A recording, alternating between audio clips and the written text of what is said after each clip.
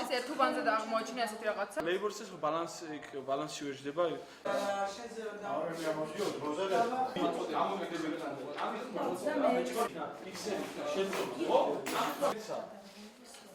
მიცემული ხმა იმდენია პლუს 3 არის კიდე.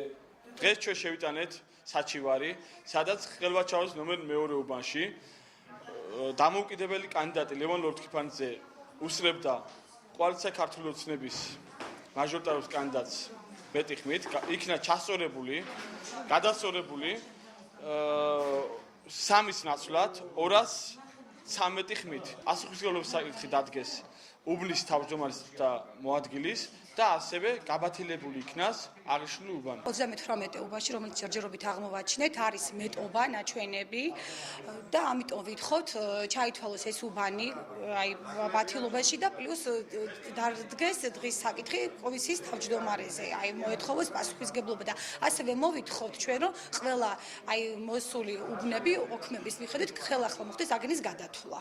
დღეს შემოვიდა 5 საჩივარი საოლქო კომისიაში, ჩვენ 2 დღის განმავლობაში ამ საჩივრებს განვიხილავთ და მივიღებთ შესაბამის გადაწყვეტილებებს საოლქო კომისია.